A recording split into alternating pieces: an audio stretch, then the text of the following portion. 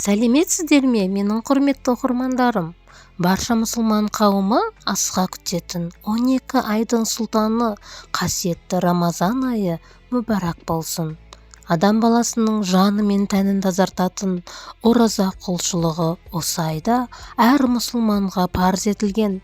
Назарларыңызға оразаны бұзатын және бұзбайтын жағдайларды ұсынамын.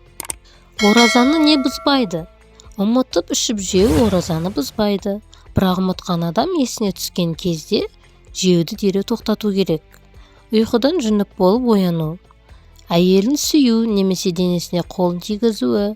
Мұндай жағдайларда егер мәне шықпаса, ораза бұзылмайды. Аузына келген қақырықты жұту, түкірік немесе мұрынды тарту арқылы бір нәрсенің тамаққа кетуі, құлаққа су кіру, бұлық ағу, темекі түтіні немесе топырақ, шаң, ұнның тозаңы, қардың ұшқыны, жауынның тамшылары тамаққа еріксіз кірсе, ораза бұзылмайды.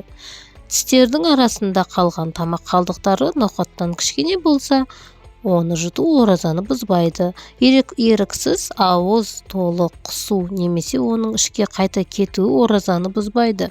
Қан алдыру немесе сүлік салдыру, көзге, құлаққа дәрі тамызу, мисуак немесе тіс пастасын қолдану оразаны бұзбайды.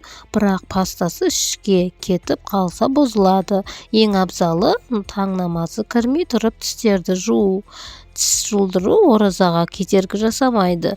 Бірақ жұлдырған уақытта ауыздағы қанды яки дәріні жұтпау шарт. Ауыз бен мұрынға су алып шайқау оразаны бұзбайды, бірақ тамаққа кетпеуін қадағалау қажет. Душқа жуыну, теңізге, көлге түсу оразаны бұзбайды, бірақ су жұтып қоюдан сақтану керек. Оразаны не бұзады? Әдейі бір нәрсені жеп ішу, темекі шегу, насыбай ату, дәрі ішу, құрамында нәрлі заттары бар укол қабылдау, аузындағы жаңбыр тамшыларын әдейі жұту. Бұл жайлы мына хадисте айтылған. Ораза кірген нәрселерден ғана бұзылады, шыққаннан емес.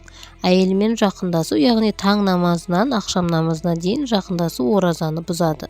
Себепсіз қорек немесе қоректік қасиеті бар заттарды біле тұра әдейілеп жеу оразаны бұзады.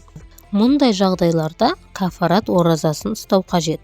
Кафарат деп Рамазан айының оразасын себепсіз біле тұра бұзып жіберсе, 2 ай ораза ұстауды, оған шамасы келмесе 60 кедейді тамақтандырып тойғызуды айтады.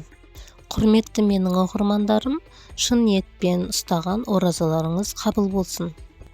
Алла тағалам барлықтарыңыздың тілектеріңізді қабыл етсін. Сіздерге видео пайдалы болды деген ойдамын. Видеоға лайк басып, комментарий қалдырып, мені қолдап кетіңіздер.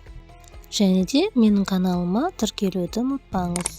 Келесі видеода кездескенше сау болыңыздар.